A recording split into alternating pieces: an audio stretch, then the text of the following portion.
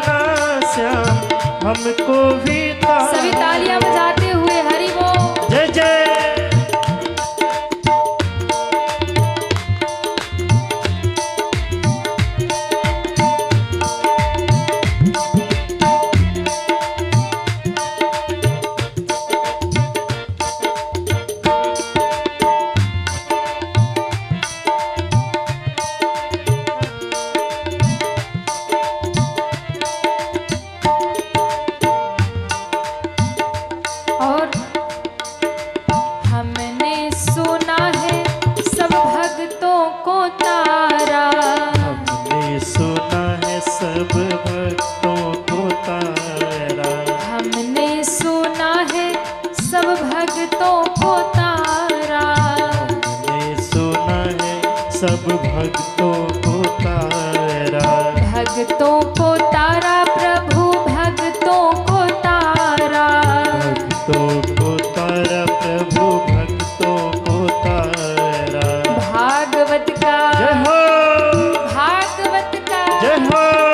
भागवत का करके बहाना श्याम हमको भी तारो। भागवत का करके बहाना सब हमको भी तारो। तारा है सारा जमाना श्याम हमको भी तारो। तारा है सारा जमाना सब हमको हरि भी बोल। तारो।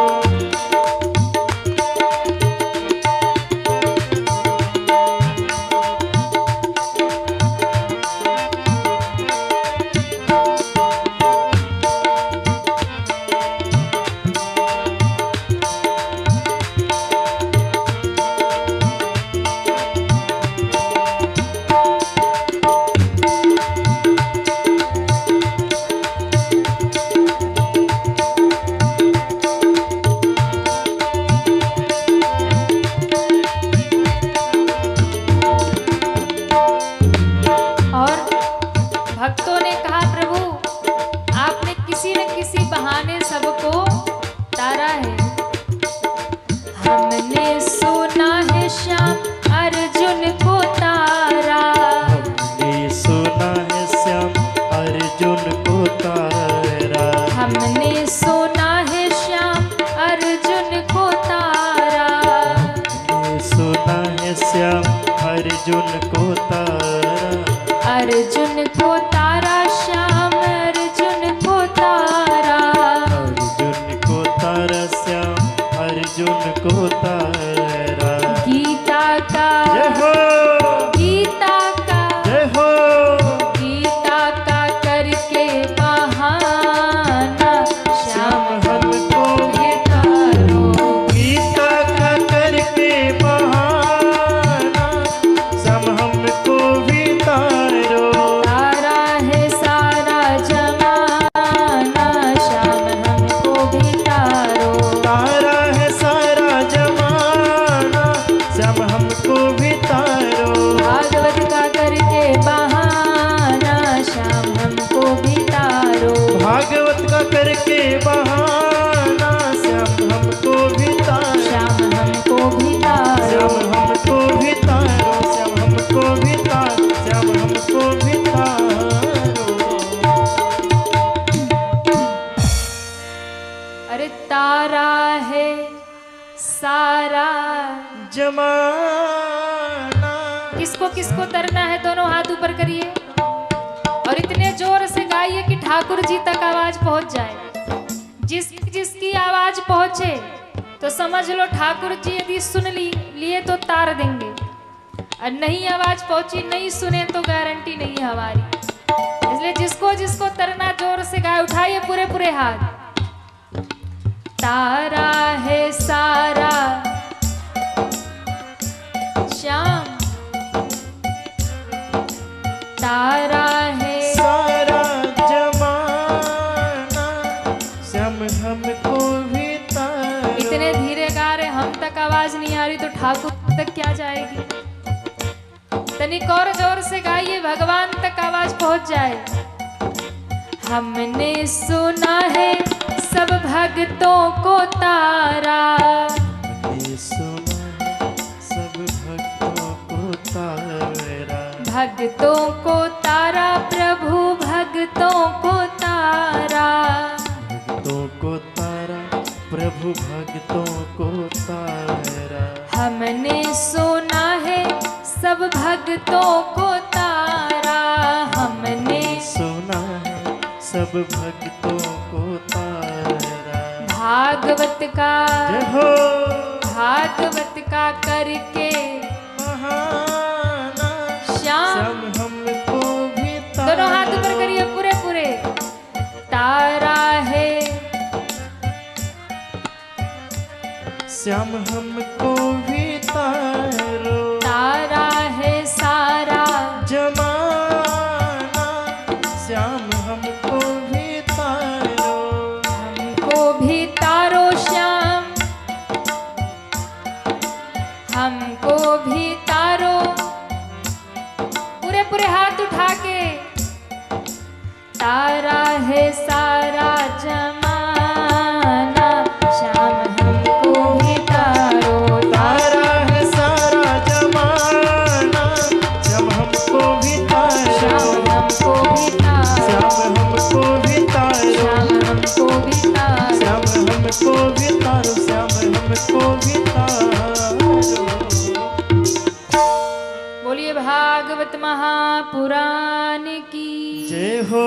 श्री वृंदावन बिहारी लाल की जय हो। भक्तवत्सल भगवान की जय हो। इस प्रकार भागवत जी के सुंदर महात्म की कथा सुनाई। अब इसके बाद में श्री सूत जी महाराज से सौनकादिक ऋषि प्रश्न करते हैं।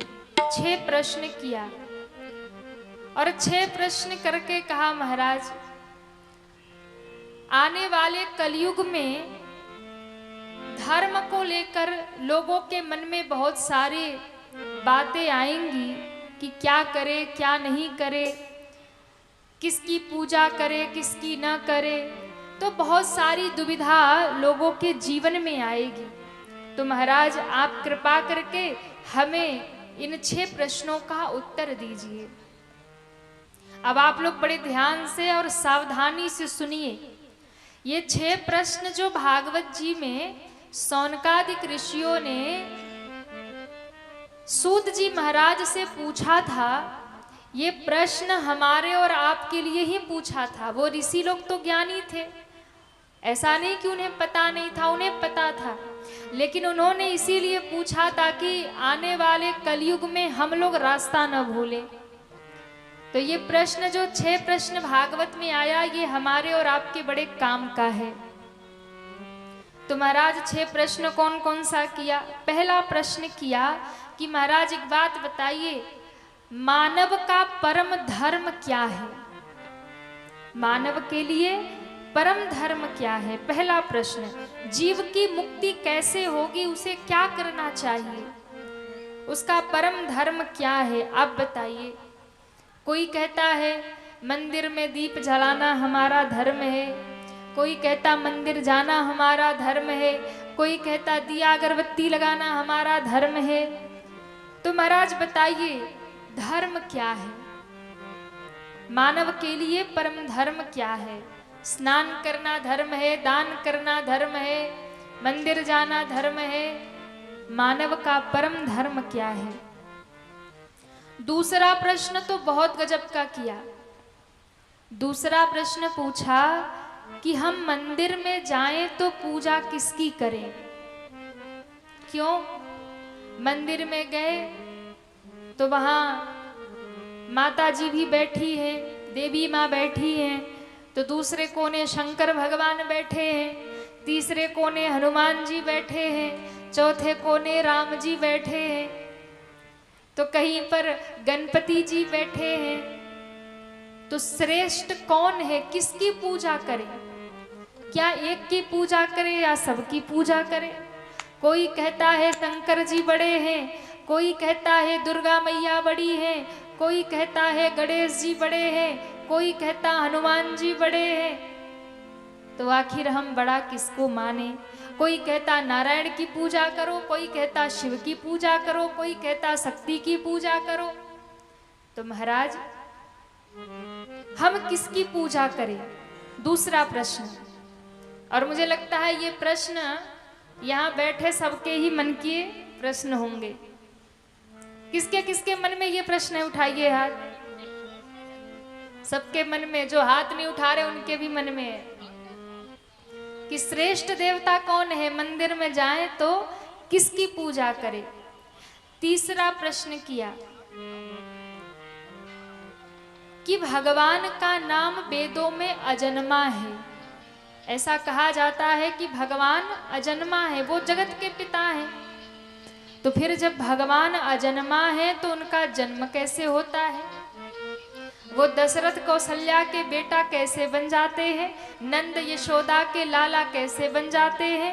देवकी वसुदेव के बेटा कैसे बन जाते हैं? वो अजन्मा है तो जन्म कैसे लेते हैं? जगत के मालिक हैं, जगत के पिता हैं, तो फिर नंद यशोदा देवकी वसुदेव का बेटा कैसे बन जाते हैं? अगर वो जगत के पिता हैं तो दशरथ और कौशल्या के बेटा कैसे बन जाते हैं? तीसरा प्रश्न किया कि भगवान का जन्म क्यों होता है, कैसे होता है? क्योंकि वेद कहते हैं कि वो अजन्मा है, उनका कोई माता पिता नहीं, वो जगत के माता पिता है। त्वमेव माता च पिता त्वमेव। भगवान संसार के माता भी हैं और पिता भी हैं, सब कुछ वही है। त्वमेव सर्वम, तो फिर वो बेटा कैसे बनते हैं दशरथ कौशल्या के, नंद यशोदा के, देवकी वसुदेव के? चौथा प्रश्न किया, भगवान के प्रामाणिक अवतार कितने हैं? कोई कहता है भगवान के 10 अवतार हैं, कोई कहता है 20 अवतार हैं, कोई कहता है 24 अवतार हैं। तो महाराज भगवान के प्रामाणिक अवतार कितने हैं, शास्त्र क्या कहता है? पांचवा प्रश्न करते हैं कि महाराज जीव की मुक्ति कैसे होगी? आप हमें बताइए कि शास्त्र बहुत है और समय बहुत कम है। शास्त्र बहुत है, शास्त्र की बातें बहुत हैं, पर मनुष्य के पास समय बहुत कम है। 7 दिन की भागवत होती है, उसमें भी कोई तीसरे दिन आता है, कोई चौथे दिन आता है, कोई 5वें दिन आता है, और कोई 7वें दिन आता है, और कोई वो भी नहीं आ पाता है। तो महाराज समय नहीं है, तो हम कैसे समझे शास्त्रों का सार क्या है? शास्त्रों का सार क्या है? और छठा प्रश्न किया कि गीता में भगवान कहते हैं कि मैं धर्म की स्थापना के लिए आता हूं, धर्म संस्थापनार्थाय संभवामि युगे युगे। तो मैं धर्म की स्थापना के लिए आया हूं। तो भगवान जब धर्म की स्थापना करते हैं और पृथ्वी छोड़कर जब भगवान चले जाते हैं तो धर्म किसकी शरण में जाता है? 6 प्रश्न किया और 6 प्रश्नों को सुनकर के बड़े प्रसन्न हुए। 6 प्रश्न सुनकर के प्रसन्न हुए और कहा, सुनिए ये प्रश्न जो है आने वाले कलयुग में सभी भक्तों के लिए उपयोगी होगा। पहला प्रश्न है, मानव का परम धर्म क्या है? कोई कहता है स्नान करना, दान करना परम धर्म है, कोई कहता मंदिर जाना परम धर्म है, कोई कहता दिया अगरबत्ती लगाना परम धर्म है। तो परम धर्म क्या है? तो कहा देखो, स्नान करना, दान करना, मंदिर जाना, दिया अगरबत्ती लगाना, अपने परिवार का पालन करना, सद्विचारों के साथ में जीवन जीना, ये मनुष्य का धर्म है। और भगवान की निष्काम भक्ति करना ये मनुष्य का परम धर्म है। नहीं समझ में आई? अब समझिए। समझ में नहीं आई है? हम समझ रहे हैं, समझो। हम मंदिर में दिया अगरबत्ती क्यों लगा रहे हैं? माता जी मनौती पूरी कर दो, नाती दे दो, पोता दे दो, नौकरी लगवा दो, बेटी का ब्याह करवा दो। सही बोल रहे कि गलत बोल रहे हैं? सही है ना? इसीलिए ना कर रहे पूजा, इसलिए ना रोज शाम को बत्ती जलाते जाके। तो ये क्या है? ये धर्म है, ये धर्म है। परम धर्म क्या है? जिस दिन आपके मन में ये भाव आ जाएगा कि मुझे भगवान से कुछ नहीं चाहिए।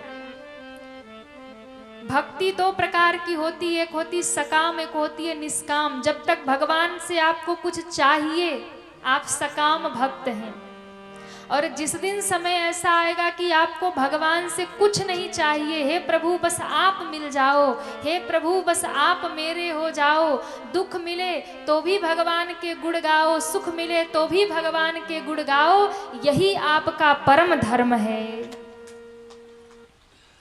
जिस दिन मन में बस ये रह जाए ना कि भगवान, श्री राधे, जिस दिन ये हो जाए कि बस भगवान, अभी ये मन में नहीं है कि भगवान मिल जाए, हृदय पे हाथ रख के कहिएगा सच बोल रहे हैं कि नहीं, कोई झूठ तो नहीं है ना।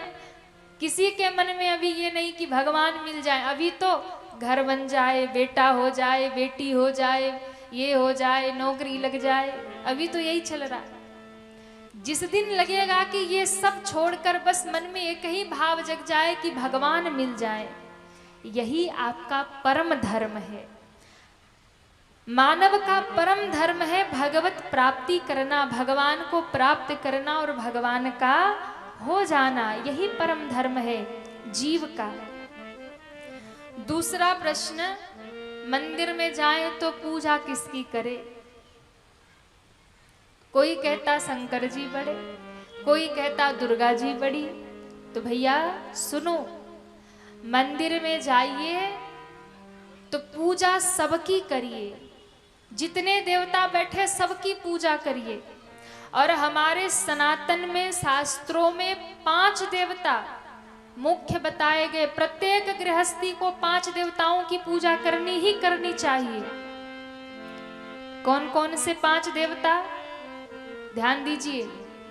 पहले शक्ति दुर्गा मैया, दूसरे शिव शंकर भगवान, तीसरे विष्णु श्री हरि नारायण भगवान, चौथे श्री गणेश जी महाराज और 5वें सूर्य भगवान। इन 5 का नित्य पूजा करिए। यदि घर में सुख शांति चाहते हो तो गणेश जी का पूजा रोज करिए, आपके घर में विघ्न बाधा नहीं आएगी। महारानी दुर्गा शक्ति की पूजा भी रोज करिए, आपके घर में धन धान्य भरा रहेगा, आपके घर में सुख समृद्धि रहेगी। नारायण भगवान की पूजा करिए, आपके घर में कोई कष्ट नहीं होगा। शिव की पूजा करिए, आपके घर में प्रसन्नता रहेगी। और सूर्य भगवान को नित्य जल चढ़ाइए, आपके घर में सदैव शांति बनी रहेगी। पंचदेव उपासना हमारे शास्त्र में कहा गया है, 5 देव की पूजा रोज करिए।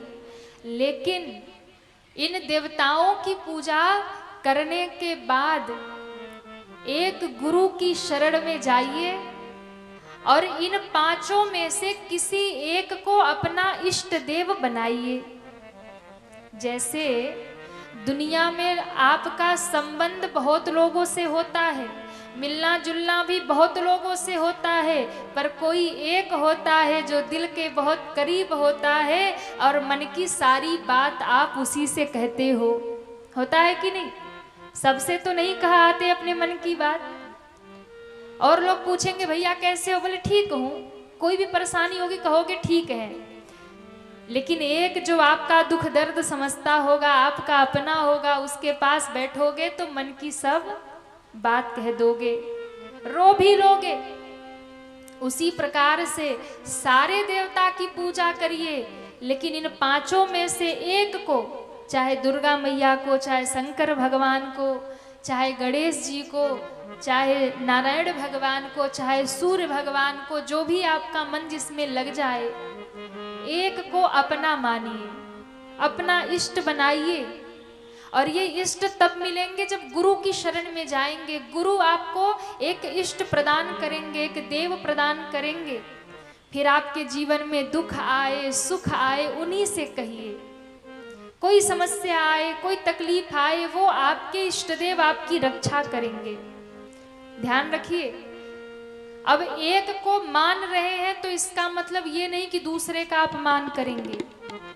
मान लो आप शंकर जी को मान रहे हैं तो विष्णु भगवान का अपमान नहीं करना है, उनकी भी पूजा करनी है। दुर्गा मैया का अपमान नहीं करना, गणेश जी का अपमान नहीं करना, सबकी पूजा करनी है। पर एक को दिल से मानना है, उनका ध्यान हर समय करना, उनका नाम हर समय लेना है। और ये तब होगा जब आप जीवन में गुरु धारण करेंगे। कोई गुरु आएगा तो आपको भगवान का मार्ग देगा, भगवान का नाम देगा, और उसी भगवान का नाम लेकर आप भवसागर से पार हो जाएंगे। तो निंदा किसी की नहीं करनी है, निष्ठा एक में रखनी है। बात समझ में आ गई? अब देखो 3 दिन तक तो भागवत जी में यही सब चलेगा, ज्ञान की बात। चौथे दिन भगवान का जन्म होगा और तब ठाकुर जी की, कृष्ण भगवान की लीला शुरू हो जाएगी। फिर आपको कथा ही कथा मिलेगी। पर 3 दिन तो भैया सारी ज्ञान की ही बात मिलेगी। इसलिए बड़े ध्यान से सुनिए, ये सब जीवन में उपयोगी भी है। तो तीसरा प्रश्न का उत्तर, दूसरे प्रश्न का उत्तर दिया। तीसरा प्रश्न है, भगवान का नाम अजन्मा है तो जन्म कैसे होता है? वो दशरथ कौशल्या के बेटा कैसे बन जाते हैं? नंद यशोदा के लाला कैसे बन जाते हैं? देवकी वसुदेव के यहाँ जन्म कैसे ले लिया भगवान ने जब वो अजन्मा है? तो ध्यान रखिएगा, भगवान का कभी जन्म नहीं होता, भगवान का अवतार होता है। क्या होता है? अवतार होता है। भगवान प्रकट होते हैं। पिछली बार आपने राम कथा सुना था ना, और उसमें क्या सुना था? राम जी मैया कौशल्या के घर में क्या हुए? कहिए ना, भय प्रगट कृपाला दीन दयाला। भगवान राम क्या किए? बोले प्रकट हुए, माँ के सामने प्रकट हो गए। गर्भ में नहीं आते भगवान, भगवान गर्भ में नहीं आते, भगवान प्रकट हो जाते हैं, अवतार लेते हैं। विप्रधेनु सुर संत हित लिन्ह मनुज अवतार। भय प्रगट कृपाला दीन दयाला कौशल्या हितकारी। हो भय प्रगट कृपाला दीन दयाला कौशल्या हितकारी। हर्षित महतारी रूप निहारी। अद्भुत रूप विचारी। हर्षित कृपाला दीन दयाला कौशल्या हितकारी। हाँ कौशल्या हितकारी। हाँ कौशल्या हितकारी।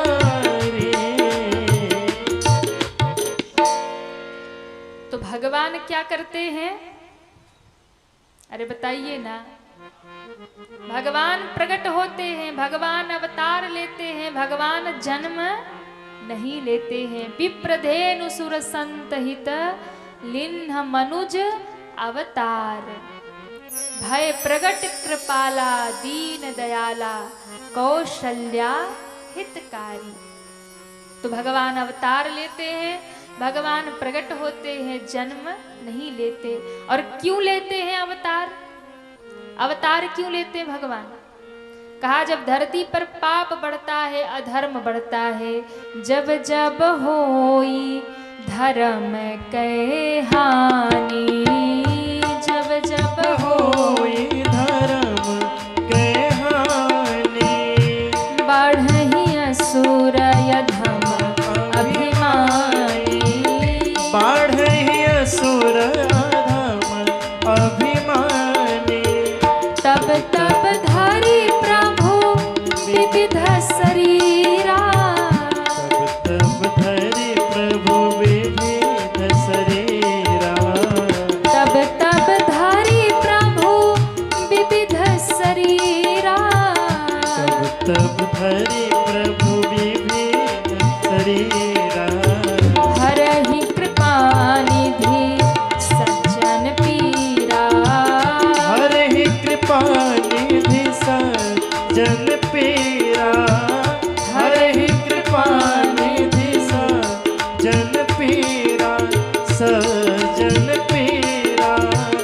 सजन पीरा।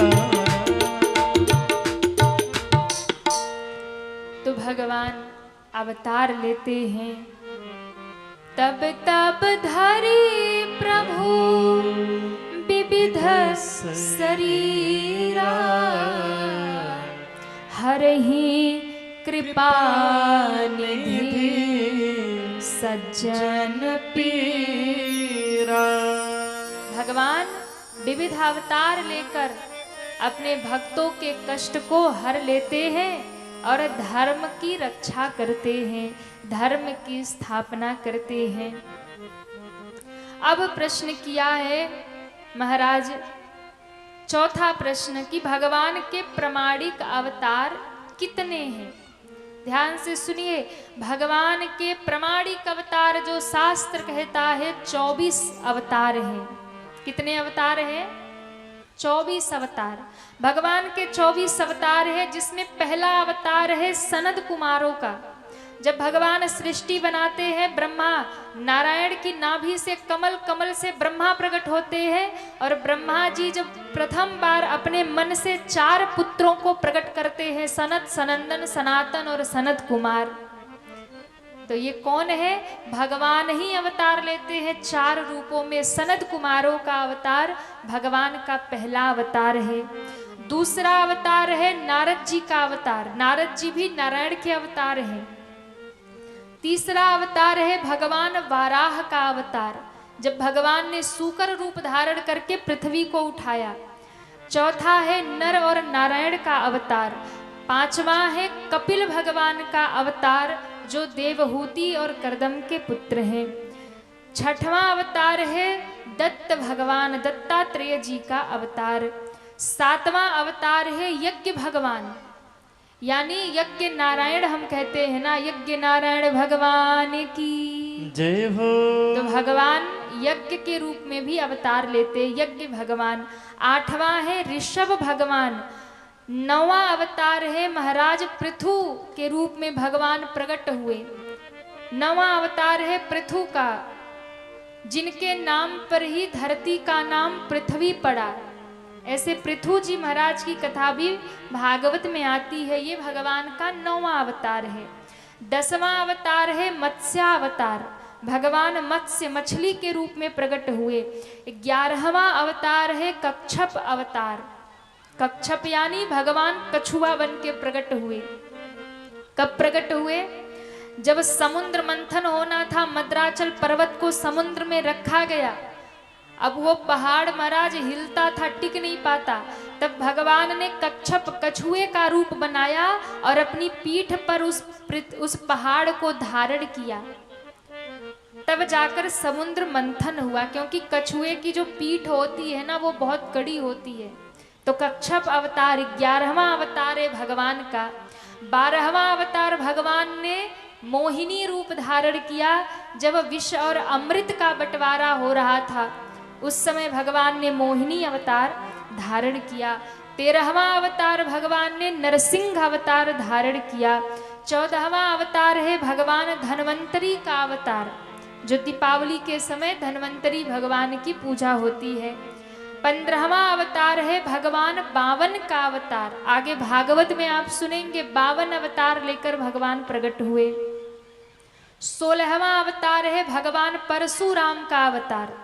भगवान परशुराम भी नारायण के ही अवतार हैं। तो भगवान परशुराम का अवतार 16वां अवतार है।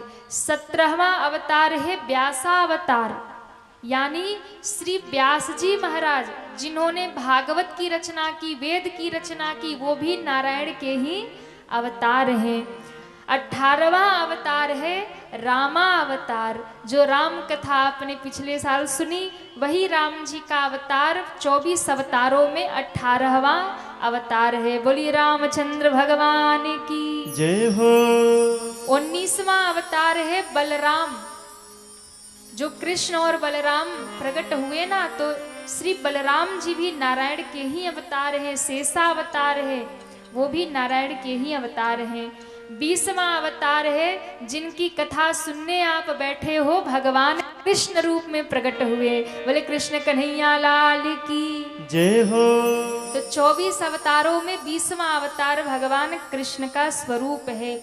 21वां भगवान ने हरि रूप धारण किया, हरि अवतार भगवान का 21वां रूप है।